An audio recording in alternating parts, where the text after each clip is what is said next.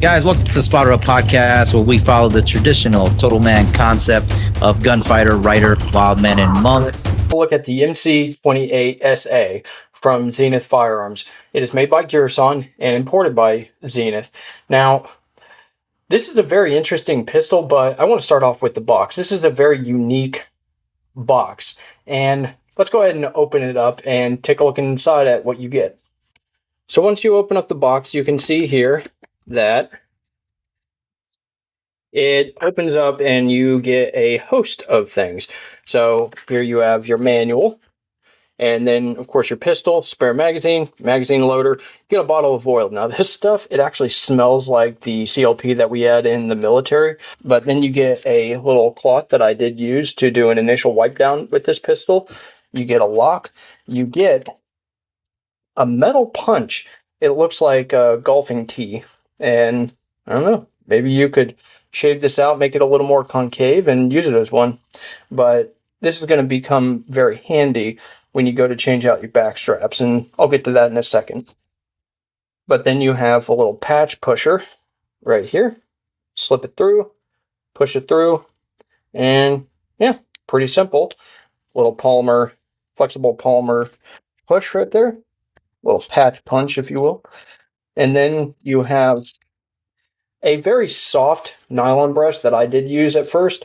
Now, these things are kind of interesting, but I think this one is useful, but then you get a bronze brush, which I tried to use, but this thing just did not work very well. Running it through a 4.25 inch barrel, it was getting caught when I was trying to pull it back through, so it was really tough to use. So yeah, probably on the SAC model, the compact model, where it has under 4 inches of barrel length, I would say this would probably be useful, but not really. Maybe in my smaller guns. And as you can see, you get another magazine. This is the third magazine. You got another one in the gun, and then you get two separate back straps. Now, it comes with the medium on, which is very clearly spelled out here. Can't miss it. And a large. You get these, and we'll talk about that a little later, but you get these two. And then you get this thing right here. So if you're carrying the pistol or whatever, you have 20 holes. Perhaps carrying 20 rounds of hollow points, or give or take. These are only 15 round magazines, so maybe you can get the other magazines that are compatible with this pistol, which we'll discuss in a second, and put your carry rounds in there when you're taking it out to the range to shoot.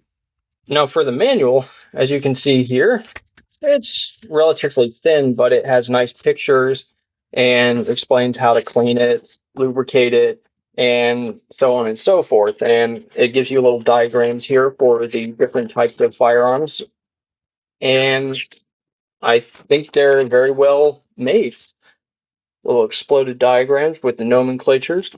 So, yeah, I like it. Okay, now that you've seen everything that's in the box, let's go ahead and get into the firearm itself. Now, obviously, the MC28 is basically an M&P clone. But here's the thing about Girsan. Girsan is very good at, and really they base themselves off of taking these very popular designs, like their first one, which was based off the Beretta 92 SF, or FS, and they reverse engineered it and basically kept all the important parts, but basically upgraded certain parts and make them more durable or whatever, suit their needs. And this is no different. They, as you can see, the obvious thing is they altered the grip, they altered the slide a little bit, and the trigger is very different. So also you don't have the ambidextrous qualities like the slide stop, but you do have cutouts for manual safety. And I believe there is a model in Turkey that actually has a safety on it, but I haven't seen any imported or any reviews done on it. But pretty much everything is the same. It's just not ambidextrous. It's got a different grip, different back straps, and we'll get into that next. But really, almost everything's the same in the basic design. But we're going to go over everything in little many details. So first thing I want to cover is the grip itself. Now, as you can see here, unlike the M&P, this does have texturing on it. But the thing about this texturing is it's very rounded. It's very smooth. And and not smooth in a way that it's going to slip out of your hand like the M&P, but smooth as in that it grabs on your hand and it's very easy to hold on to, but it doesn't hurt you. It's not very aggressive at all, but it definitely works like a charm. And I really like that. Now, as far as the back straps go, let me go ahead and get out the punch and show you what you're looking at as far as changing out these back straps. So with this little pin that you're given, it looks like a golf tee, and you just push out this all the way through, and it's actually pretty tough. It's very tightly fit. So let me see if I can do this here. Oh, it went a lot easier than last time. Okay, so once that's done, I basically just take my fingernail and try to run it through the side here and just peel it off. And as you can see here, it's very malleable, but I put on the small one, Girsan, and there you go, small. And the thing about this back strap, unlike the M&P ones, is this is very malleable. I mean, look at that. Very malleable. And it doesn't need to be tough. It's just a back strap. It flips, it secures onto the back of the grip, and it's held in by a pin. And this little piece goes right in here. Little note, you may have to shave off a little bit of material, because I had to take my knife and cut away some material here. I don't know if you can see those little whittle marks on the side, but yeah, I did have to cut away a little bit of material. No big deal, but that's just something you may have to do, because they didn't put much effort, it seems, when they were molding this stuff, but you make sure it fits nice and tight under there, and then you just roll it in, and there you go. Now I'm just going to try to push in the little pin right here with my finger, and there we go. It gets easier every time, I guess. So, little note, and then boop, and we're good to go. So, yeah, it's very interesting, and you may have a little bit hanging out there, and it may give you a little bit of trouble, but again, use a knife and cut away that excess. Not too much, of course. You don't want it to look ugly, but that may be a consideration. Now, while we're on the subject of back straps, if you look here, there are some differences. This thing is flat on the sides right here, right? And it has the same texturing on the others, but look at this hump. Look at this hump on the sides. And you can basically tell just by looking at them, the small, the medium, and the large. And of course, the large has the extra piece right here. But yeah, that's the differences. That's really how to tell the differences. It's very interesting how they did that.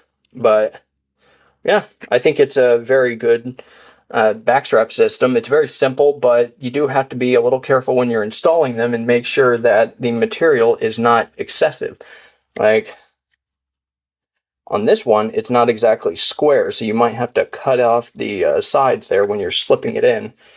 And this one looks a lot better. That's how it's supposed to look, not this. Now that we've talked about the grip, let's talk about what goes in the grip, and that would be the magazines. Now, these are 15-shot magazines. I know a lot of people are going to be like, why am I getting a pistol that is at the same height as an M&P, and I'm only getting 15 rounds? Who the heck does that? Well, here's the interesting thing. If you're really upset about that, the MC28s take the Metgar CC75 magazines. I would go with the, I think they have 18-round magazines for the CC75, and they are completely compatible.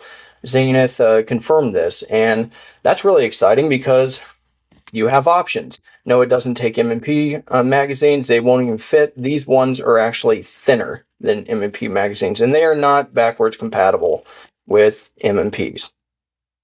Now, the next thing I want to talk about is the pistol construction overall. Now, you can see obvious differences between the pistol. Of course, I mentioned the grip. I mentioned the trigger, the magazine release, and of course, the slide serrations are different, but the material is different too, and also the sights. But here's the thing. This is from what I'm told, it's basically a carbon steel. I'm guessing 4140 or 4150. And it's not stainless steel like the M&P, and it's not a stainless steel barrel. This is carbon steel, probably 4150 as well. It feels pretty hefty, but it's not much different in weight than the M&P. And of course, they say it's parkerized, and then they Cerakote it. This Cerakote job is awesome. They did a great job on this. This does not wear much at all, and I have not been shy about mistreating this pistol, and the finish is holding up very well. But you can see here a little bit of the Cerakote writing, and you'll see the underside of the slide right there when I disassemble it. And of course your serrations are a little bit different, but here's the thing, they're sharp, but the Cerakote makes it feel slightly slick. But you know, once it wears down a little bit, it'll sharpen back up, I'm pretty sure. But it's just beautiful, at least in my opinion. And of course you have your loaded chamber indicator on the barrel. And this isn't really an indicator as a viewport. And the sights can be modified, M&P sights can be modified to fit this. And I think this is a great improvement on the M&P sights because this is a little bit more of an aggressive shelf. But the 3-dot picture is very much like an M&P, very, very in your face, if you will. Nice, bright, white dots. And then you have your striker indicator right here, which goes away when you pull the trigger. So, yeah, that's a little feature. I don't know how I feel about that. I don't really have an opinion. It's just a thing. So, other than that, of course, you don't have ambidextrous slide stops, but you do have cutouts for a safety. And I believe in Turkey, they have what's called the SAS, which is stands for whatever, but I'm guessing the last S, this being the SA, I'm guessing the SAS, the last S stands for safety. And you have these cutouts just like the original M&P, so that's very interesting. Now, let's go ahead and look at the inside of this pistol and look at the difference in the design. Okay, just like any other M&P pistol, you'll lock it back, rotate that down, send it home, and there you go. You don't have a disengagement lever where you don't have to pull the trigger. You just pull the trigger. I think I agree with them that it's basically useless. Who cares? Be safe with the gun and you don't have anything to worry about. As you can see here, you have basically the same thing as the M&P, the general design. The sear system, striker system, and even the locking block system, or the locking system.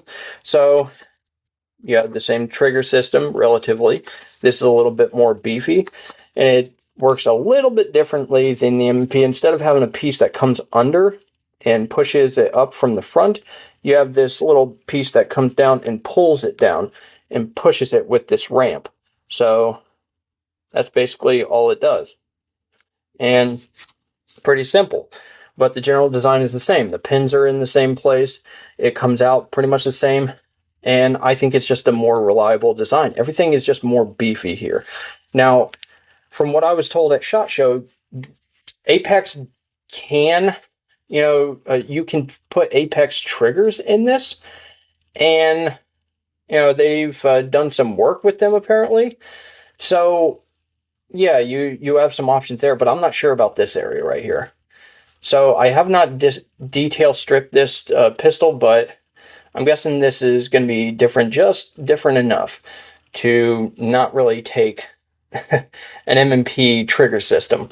But the triggers, you can probably put an M&P trigger in there, just going to keep the trigger bar and this locking system. This might actually be the same as the M&P, but who knows.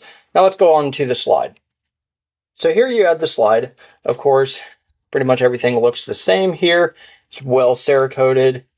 And here you have a steel guide rod, just like the M&P, and a flat wire spring. And then you have your barrel. And that's pretty much it. Looks pretty much the same, hasn't been cleaned. Standard rifling. Now what you'll notice is the rifling is a lot more shallow than the M&P.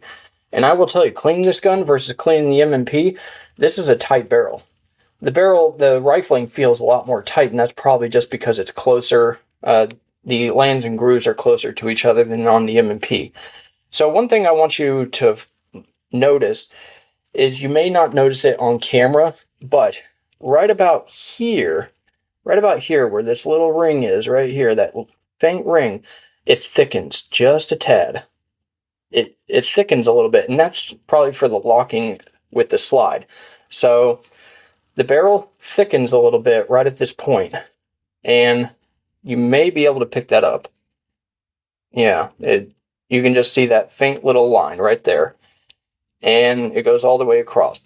You can see the barrel gets a little thicker here. It's a little bit thicker than the M&P barrel, and that's probably just from this area getting bigger, and maybe, I don't think it really helps with durability, probably just the lockup process, but that's just my conclusion of it.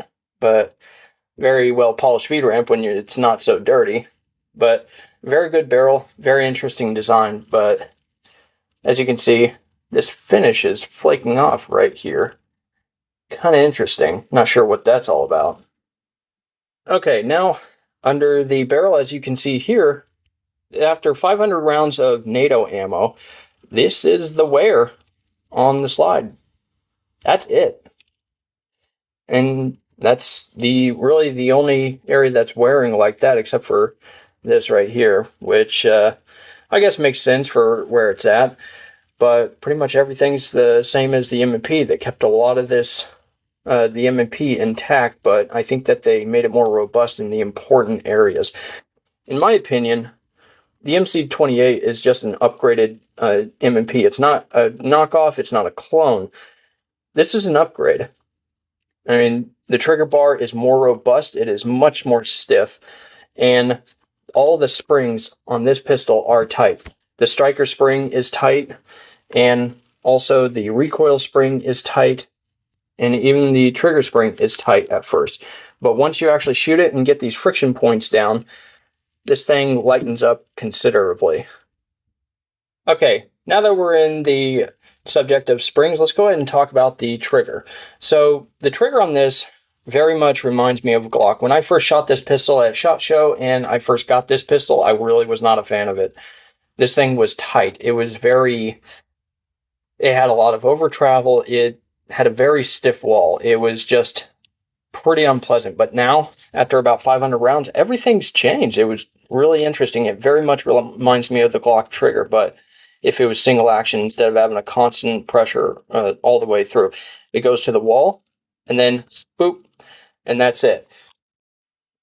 And then the reset is not that loud for those of you who care. I never really cared about the reset. I had no problems with it, but it's just right there. And then it goes again. That's not a very long reset for those of you who care. But, some people will whine that it's not right here. But, yeah, I don't see a problem with it. It's a very smooth trigger pull. Basically, I'm getting about a 5.5 pound to 6.5 pound trigger pull. It's very hard to get it because of the shape of the trigger and get a consistent pull on it, but that's what I'm getting right now. And it's very smooth.